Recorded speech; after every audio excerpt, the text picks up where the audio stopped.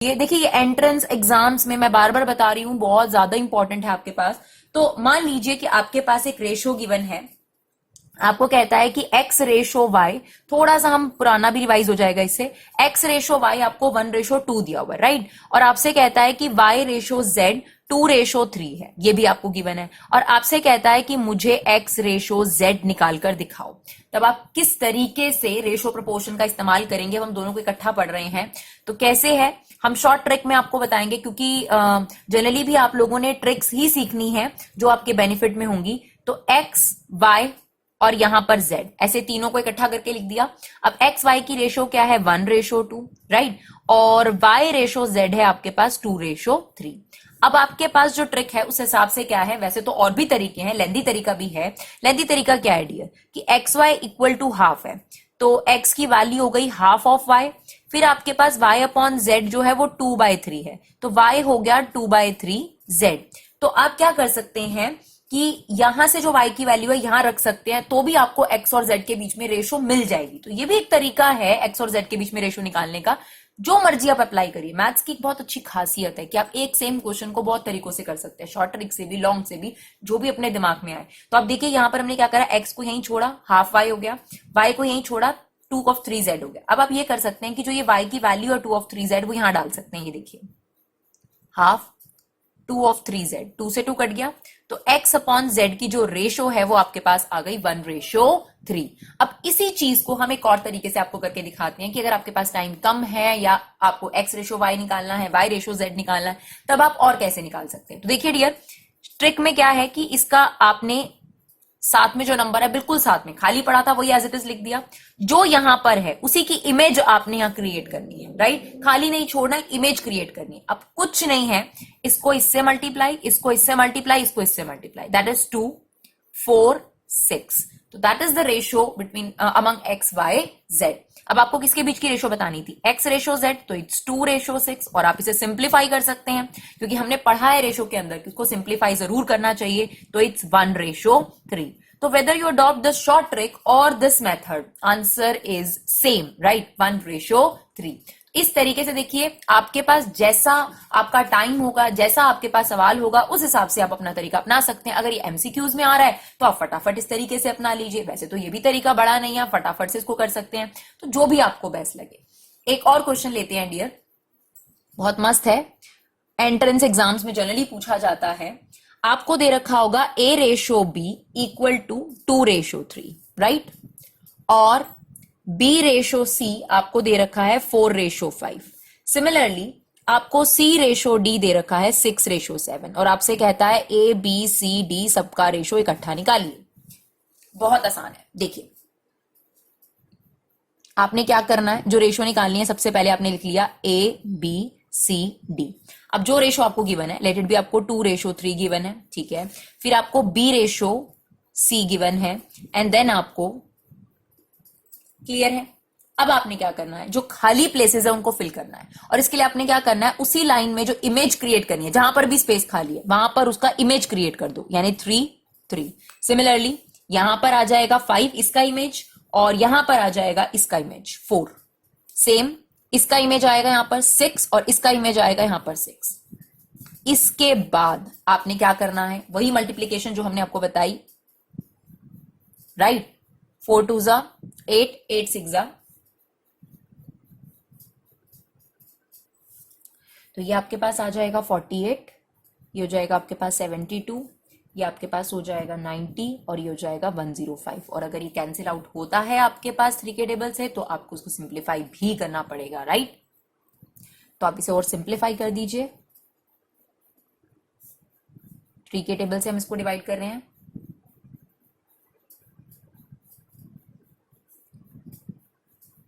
Right. अब आपके पास ये और किसी से डिवाइड नहीं होगा, तो ये आपके पास सिंपलेस्ट रेशो हो गई। तो this is the best way to solve the ratio. अगर आपके पास 2 रेशोज हैं तो आपको, और देखिए 3 रेशोज निकालना है तो भी हमने निकाल के दिखा दिया, और अगर आपके पास ABCD होल रेशो निकालना है तो वो भी निकाल के दिखा दिया। अगर अब यहां से आपसे बोले A रेशो C निकालो तो बड़े आराम से निकल जाएगा, दैट इज 16:30, और फिर उसे सिंप्लीफाई कर दीजिएगा। B रेशो D बोलता है तो इसका मतलब हो जाएगा 24:35, सिंप्लीफाई करना है तो आप उसे सिंप्लीफाई कर दीजिएगा, ठीक है। तो ये क्वेश्चन हमने अपनी तरफ से थोड़े एक्स्ट्रा लिए हैं क्योंकि अगर आप एग्जामिनेशन पॉइंट ऑफ व्यू से बात करेंगे तो इस तरीके के क्वेश्चंस भी आपसे पूछे जा सकते हैं डियर, राइट। अब इसके अलावा चलते हैं कि ई बुक में आपके पास और क्या क्या क्वेश्चंस जो हैं वो पूछे गए हैं। चलिए हमारे पास क्वेश्चन है, if a 4 tap can fill a tank in 10 hours, if a 4 tap can fill a tank in 10 hours, then how many hours, तो हमने उसको x ले लिया, 6 tap can fill the same tank। तो क्या क्वेश्चन है आपके पास, 4 टैप अगर चलती हैं तो 10 घंटे में एक टैंक भर देती हैं, तो अगर 6 टैप आपके पास होंगी तो कितने आवर्स में वो जो टैंक है वो फिल हो जाएगा। तो डियर देखिए, हमने आपको रेशो की बात करी थी, यहां पे प्रपोर्शन आ चुका है क्योंकि 2 रेशोज हैं आपके पास, टैप और आवर्स, राइट। तो यहां प्रपोर्शन आ चुका है, लेकिन आपको पहले ये डिसाइड करना पड़ेगा कि ये दोनों जो रेशोज हैं ये एक दूसरे के साथ डायरेक्टली रिलेटेड है या इनवर्सली रिलेटेड है। तो कैसे जानेंगे आप बताइए, अगर नंबर ऑफ टैप ज्यादा होंगी उसी टैंक को फिल करने के लिए, अगर आप नंबर ऑफ टैप ज्यादा लगाएंगे तो जो टाइम टेकन होगा वो कम होगा कि ज्यादा होगा, ऑब्वियसली कम लगेगा। अगर आप पहले 4 पाइप चलाकर एक टैंक भर रहे थे, अब आप 6 पाइप चलाकर सेम टैंक भरेंगे तो कम टाइम लगेगा ना।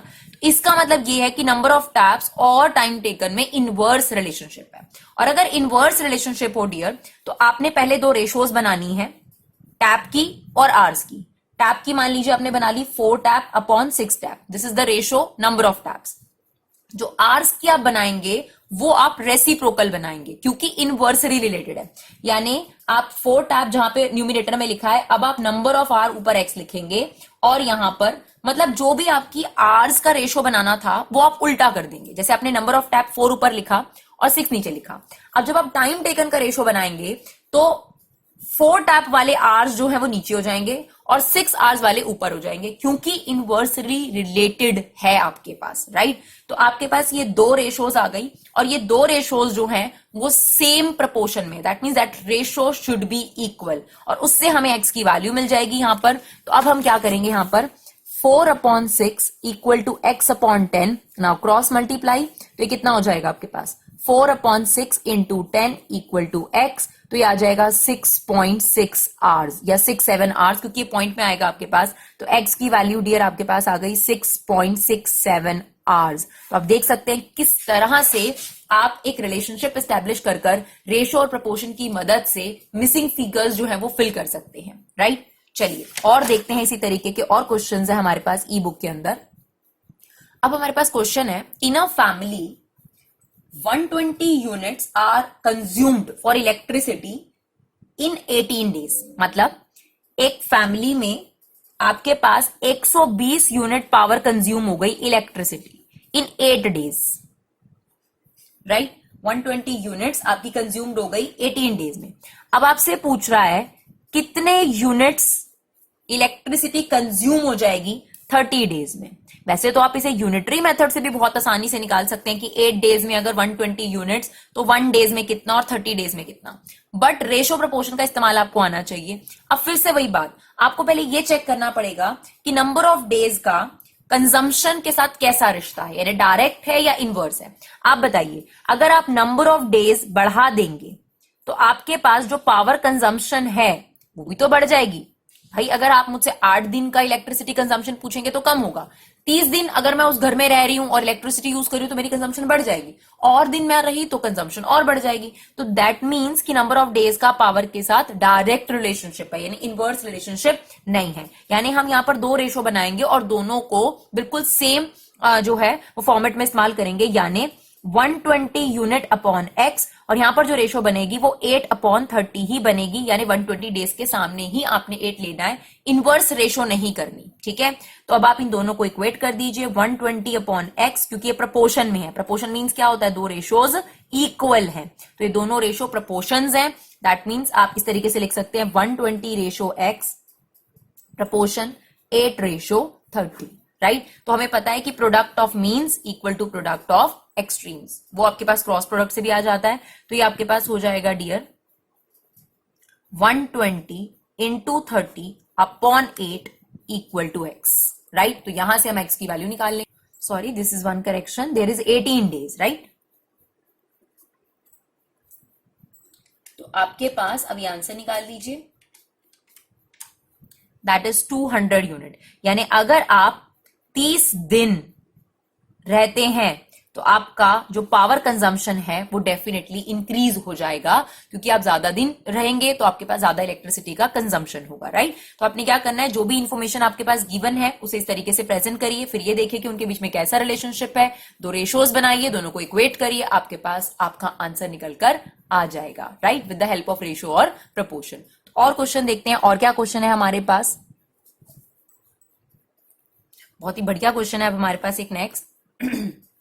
Foreman work 6 hours per day, build a wall in 9 days, right. 4 लोग काम करते हैं, 6 घंटा एक दिन काम करते हैं और 9 दिन में वो वॉल कंप्लीट कर देते हैं। तो ये वाली इंफॉर्मेशन को आपको इकट्ठा रीड करना पड़ेगा और डेज को हमसे अलग अलग रीड करेंगे, क्योंकि 3 इंफॉर्मेशन है हमारे पास, तो यहां पर हम इस इंफॉर्मेशन को इकट्ठा रीड करेंगे। अब वो आपसे पूछता है हाउ लॉन्ग विल 6 मैन, तो आपको उसने 6 मैन दिया और ये भी बताया कि अगर वो 3 घंटे एक दिन में काम करें तो कितने दिन में ये वॉल जो है वो बिल्ड हो जाएगी, आपको ये बताना है। अब आप देखिए इस इंफॉर्मेशन को आप कैसे रीड करेंगे, आप इस इंफॉर्मेशन को थोड़ा कंबाइन कर लीजिए।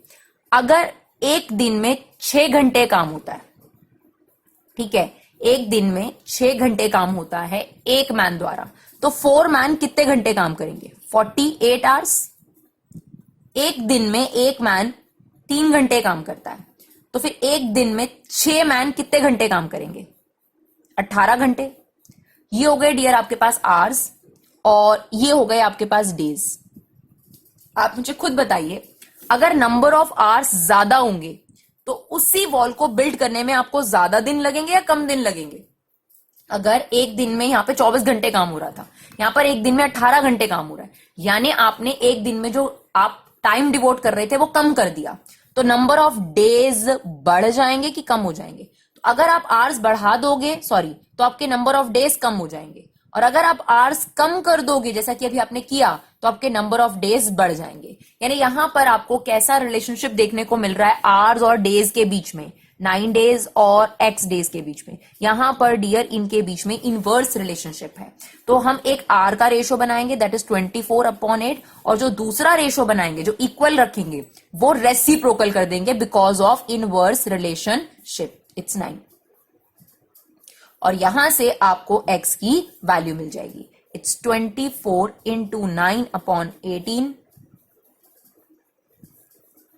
इसका मतलब ये है कि 12 दिन में वही काम कंप्लीट होगा जो पहले 9 दिन में कंप्लीट हो रहा था। आप देख सकते हैं कि अगर आपने टाइम कम करा तो आपके डेज जो हैं वो बढ़ चुके हैं। तो बहुत सिंपल सा कंसेप्ट है, कंसेप्ट को समझने की कोशिश करिए। जैसे ही हमारे पास और क्वेश्चंस एनसीईआरटी की तरफ से इसके अवेलेबल होंगे, हम आपके पास और वीडियोस इसकी लेकर आएंगे। फिलहाल कंसेप्ट को समझने के लिए कि प्रपोर्शन कैसे सॉल्व होता है, रेशियो एंड प्रपोर्शन का क्या यूज है, ये वीडियो आपको जरूर मदद करेगा।